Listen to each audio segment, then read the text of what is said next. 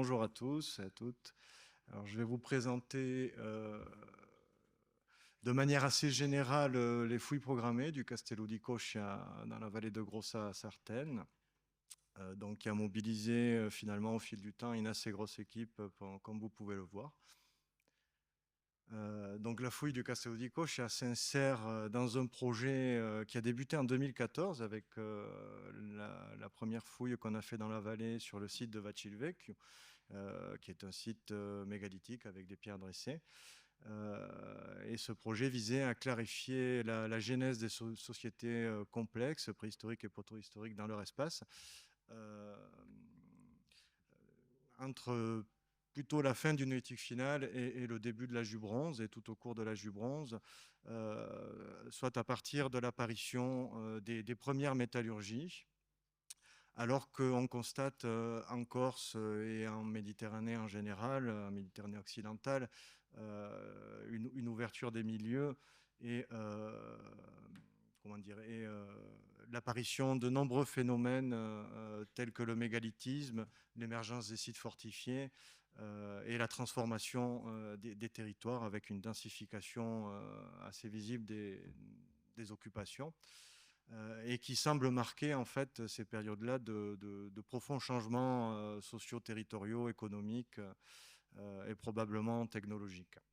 Donc plusieurs questions se posent quant à l'émergence des sites fortifiés dans le sud de la Corse, tout particulièrement dans le Sartenay, qui est une région, une micro-région qui est particulièrement concernée, où on connaît une très forte densité de sites fortifiés, où tel que l'on dit être fortifié. Ensuite, il faut différencier ces sites-là de par leur typologie. Plusieurs questions donc, se posaient au début de ce projet et tout au cours de ce projet. Les questionnements ont évolué, notamment en se demandant pourquoi un tel besoin de fortifier, de se retrancher sur les hauteurs. Dans quel objectif, pour protéger quel type de choses, de personnes, pour se protéger de qui ou de quoi. Est-ce que cela traduit éventuellement la présence d'un contexte guerrier ou de possibles conflits ou d'instabilité socio-territoriale? euh, donc pourquoi ce retrait également? Est-ce que la plaine est encore habitable ou n'est-elle plus habitable? Euh, donc voilà, ce sont les problématiques, on va dire, de départ de ce projet qui ont graduellement évolué tout au cours.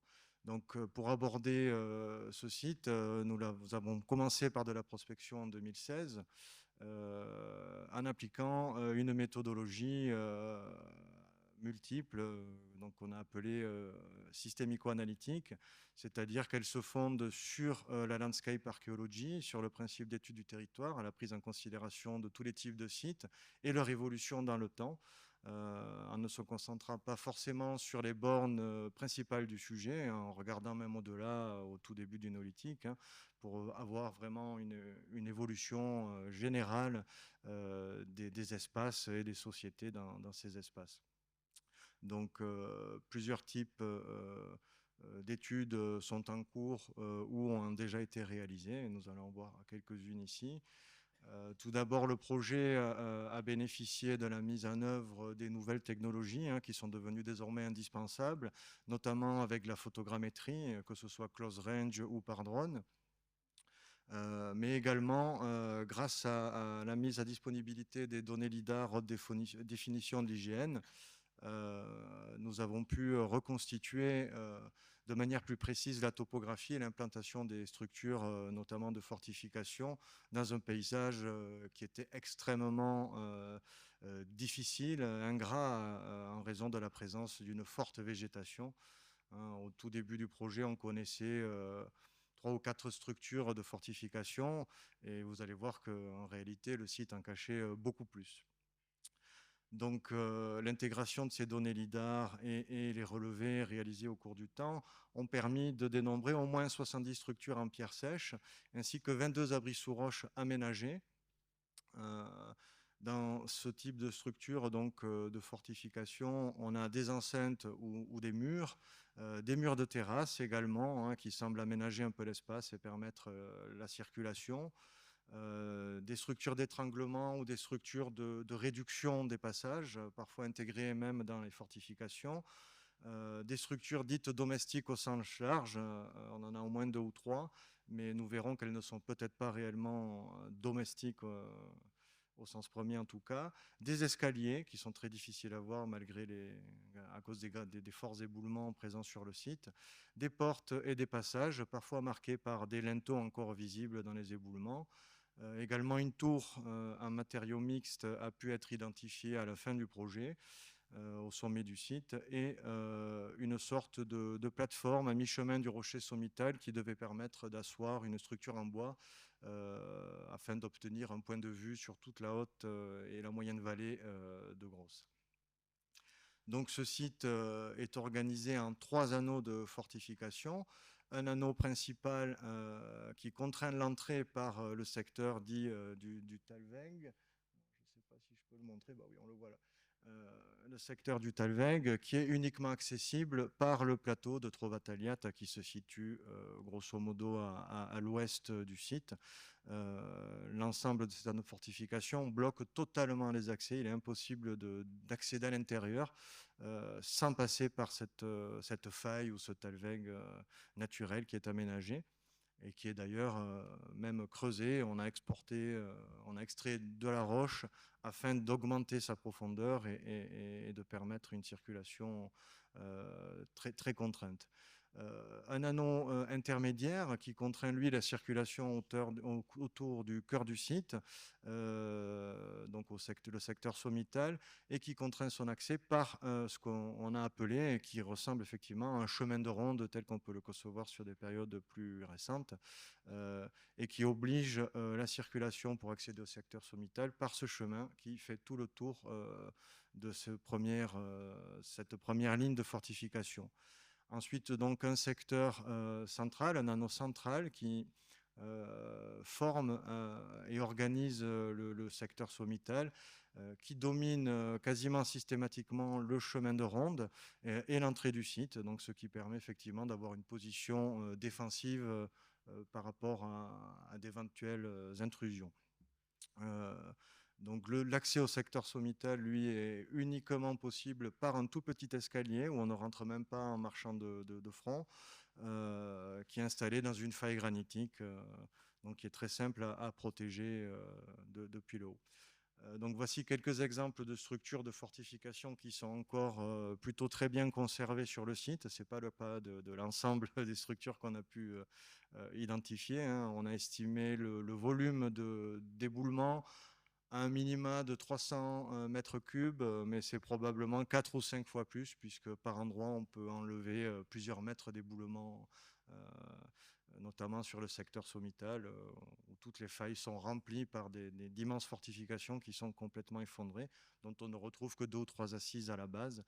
Donc là, tout le problème était de stocker les pierres et les déplacer. C'était assez complexe. Donc oui, ces murs de fortification sont systématiquement construits sur 3 fils de blocs, ce qui les différencie des structures dites domestiques qui sont généralement sur 2 fils de blocs. Il y a un soin très fort apporté à la mise à la disposition des faces planes des blocs vers l'extérieur, donc vers l'accès, on va dire, du site, pour offrir une façade assez lisse à une éventuelle intrusion, alors qu'à l'intérieur, les parements sont beaucoup moins soignés. On a plutôt des blocs assez triangulaires et peu réguliers. Donc, parmi les 2 structures ou 3 structures dites domestiques qu'on a fouillées, il y en a une qui est située juste à l'entrée du site fortifié, après une entrée surélevée dans une enceinte, dans ce qu'on appelle le Talweg. Cette structure, on peut la restituer de forme elliptique avec une entrée au nord-est, mais également une entrée ou sortie, hein, une ouverture au nord-ouest, donc qui est elle formée par des pierres, et il y a une sorte de palier qui est situé, qui est plus en contrebas par rapport aux gros blocs qui font les murs. Donc dans la partie hémisphérique qu'on peut voir sur le plan, nous avions une sorte de vestige d'une sorte de banquette en pierre, effondré et qui avait scellé un niveau d'occupation contenant énormément de mobilier, donc du bronze moyen, hein, nous verrons principalement bronze moyen. Donc cette structure, plutôt qu'une maison auquel elle ressemble, hein, les maisons proto-historiques, on penche plutôt pour une hypothèse de structure qui permet de contrôler l'accès du site, l'entrée, et de dispatcher dans diverses parties du site les accès et voilà, de tout bloquer. On verra peut-être après, il y a des reconstitutions, si elles sont visibles sur cet écran. Donc voilà, donc plus qu'une structure domestique, il s'agit plus probablement d'un élément structurant et permettant le contrôle de l'entrée, de la seule entrée du site.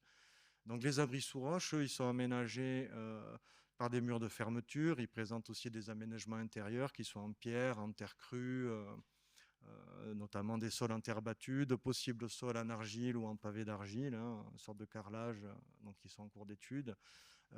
Donc on a des grands abris pour lesquels on a plutôt supposé des fonctions domestiques, alors que les petits abris, très étroits, la plupart, nous semblaient pouvoir plutôt répondre à des fonctions de stockage, voire sépulcrales.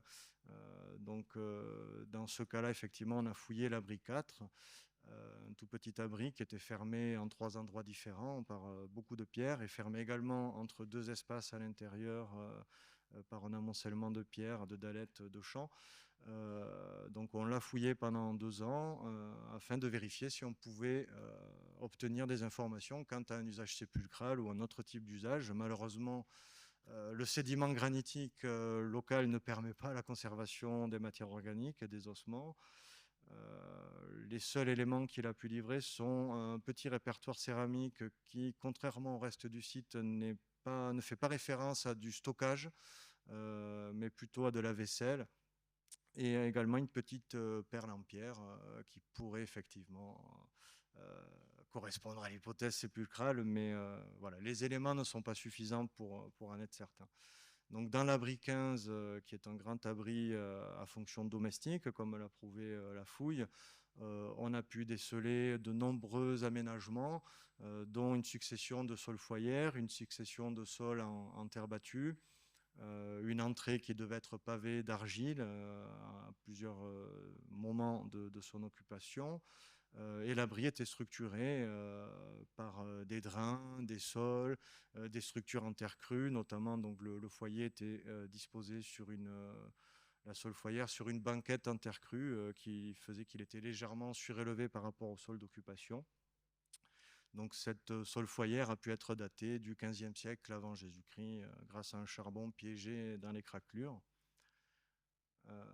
Donc ensuite, on avait également des architectures qui étaient initialement interprétées comme des plateformes, et la fouille a permis de les caractériser un peu mieux. Donc si la première structure de ce type-là, fait partie d'un grand mur d'enceinte, la STR-18, est toujours considérée comme une plateforme qui permet de circuler et d'accéder au rocher sommital, la seconde structure s'est révélée ne pas être une plateforme, mais en réalité un énorme tas, un énorme éboulement de pierres.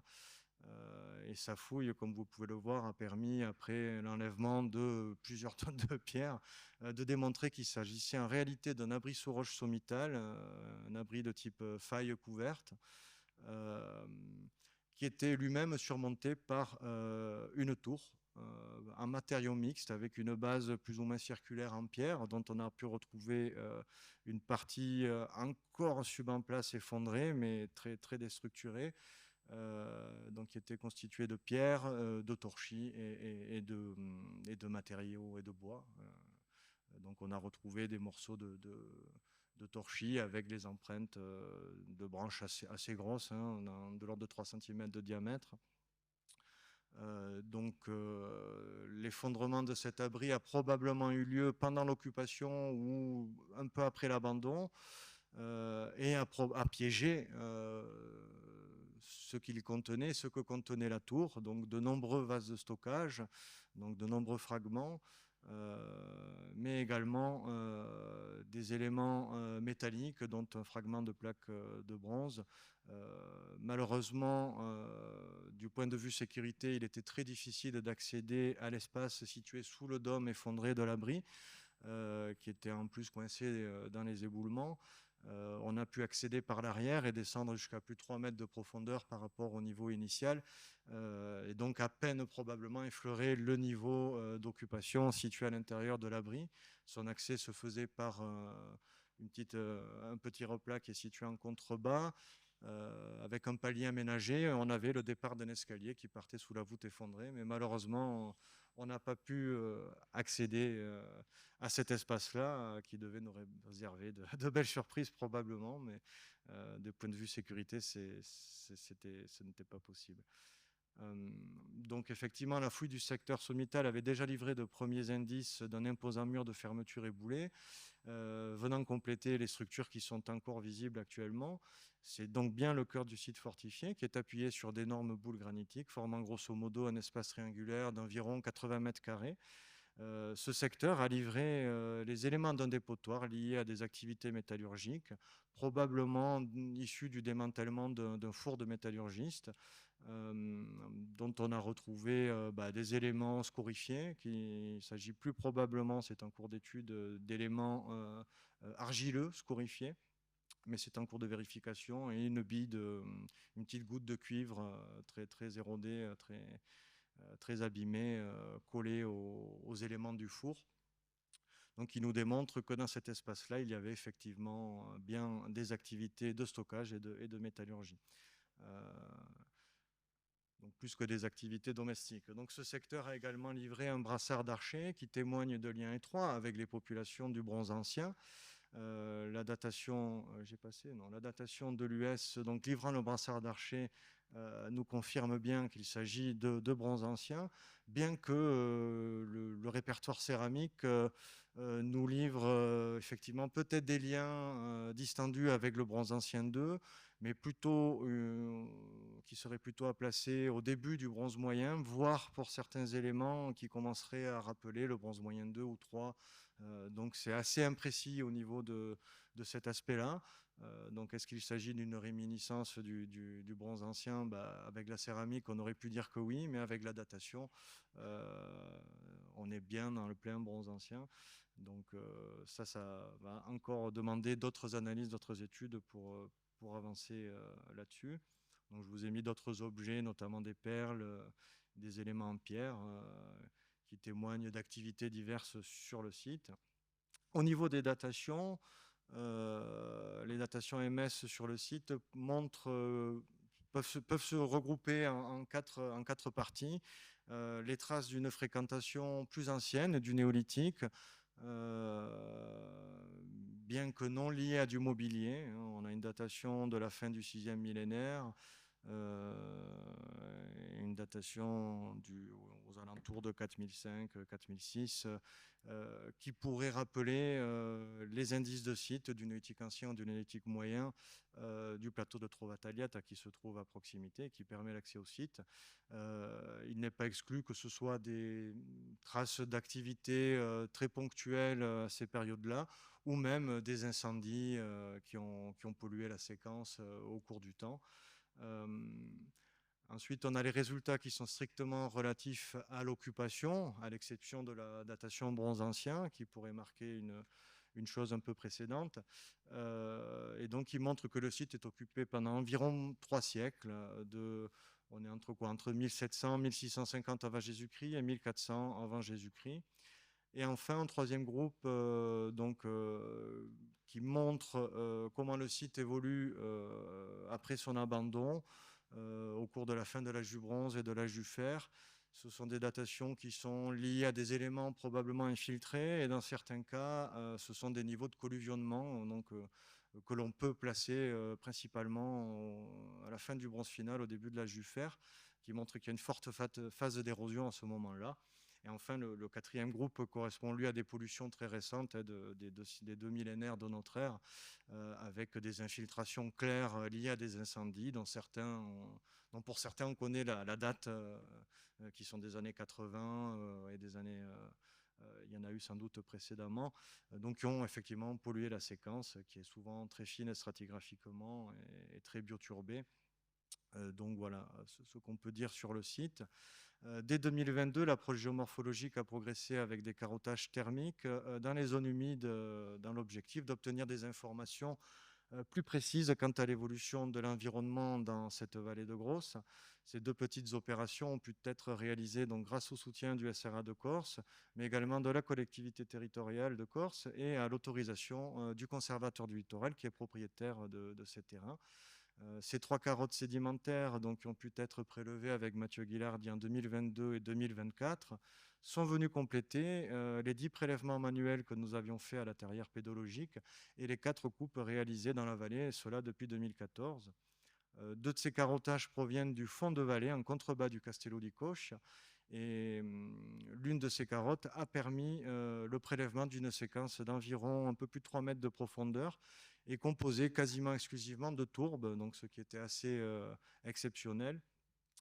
Et les datations AMS réalisées sur ces séquences permettent de documenter l'évolution de la vallée de la fin du 8e millénaire avant notre ère, soit avant l'arrivée des populations du néolithique en Corse, jusqu'à nos jours. Seul un hiatus était présent dans la première séquence pour l'âge du bronze, en raison de classiques phénomènes d'érosion qui sont bien connus dans l'évolution de ces vallées-là. C'est pour ça qu'en 2024, nous avons réalisé un dernier carottage en amont de la plage de Conques, en contrebas de la vallée, et il a permis d'acquérir des niveaux de tourbe ainsi que des niveaux d'origine marine et qui nous ont permis d'acquérir des informations sur cette période qui nous manquait, et pour compléter donc ces 8, même ces 10 millénaires de carottes et de tourbes. Donc les données palynologiques, encore en cours d'étude et de publication, permettent d'identifier l'impact de l'arrivée et du développement des populations néolithiques. On voit bien le moment où il n'y a personne, et ensuite on voit assez rapidement l'arrivée des néolithiques anciens, si j'ose dire, et leur évolution dans ce territoire au fil du temps jusqu'au néolithique final, où il semble que la plaine subisse une sorte de déprise de l'occupation humaine avec une reprise graduelle d'un maquis de plus en plus haut, ce qui semble correspondre avec la genèse des sites fortifiés de la région. Donc ce n'est pas inintéressant, il y a quelque chose qui semble correspondre. J'ai bientôt fini. Donc voilà, donc c'est en cours d'étude, et nous allons continuer à essayer de mettre en relation l'évolution des sociétés avec leur environnement, et afin d'établir des liens entre l'impact de l'environnement sur les sociétés et vice-versa, puisque on commence à voir que les deux marchent ensemble. Il n'y a pas que de nos jours qu'on détruit notre environnement. Donc, je voulais vous présenter un projet, sous-projet entre guillemets, qui est terminé désormais. Et on s'est attaché à restituer le site en 3 dimensions sous la forme d'un jeu vidéo avec des points d'information. Donc, c'est un travail de longue haleine qu'a réalisé Lucrèce Écart et Alban Deluc, qui sont spécialisés dans ce type de restitution. Ils se sont basés sur les plus de 3 téras de données photogrammétriques acquises au cours de ces années sur le site. Tous les relevés 3D qu'on a fait ont pu être utilisés. Et cette restitution permet de proposer nos hypothèses relatives à la restitution du site. Alors, dans certains cas, ce sont des choses avérées. Dans d'autres cas, c'est un peu hypothétique. Mais voilà, on a tenté de restituer ça de la manière la plus fidèle possible. Et j'espère que d'ici peu de temps, ce sera accessible au musée de Sartène dans l'exposition permanente. Voilà, c'est en cours de réalisation. Donc pour terminer, je voulais juste vous parler des projets de... 5 secondes. Bon, voilà, pour vous dire que la phase de publication a repris son cours. Nous avions déjà publié quelques petits éléments, mais plus sur des aspects un peu spécifiques, sur des objets particuliers, des analyses de matériaux particulières. Et là, nous nous attachons en ce moment à publier des éléments de synthèse, mais un peu général, on va dire, sur ces années de fouilles et sur les premiers résultats, ainsi que sur les résultats des analyses environnementales palynologiques sur les carottages. Et nous préparons, nous l'espérons, à partir de 2027, un volume monographique sur les fouilles de ce site afin de restituer l'ensemble des résultats. Il reste encore des choses à analyser, mais c'est en cours. Voilà. Je vous remercie. Bravo.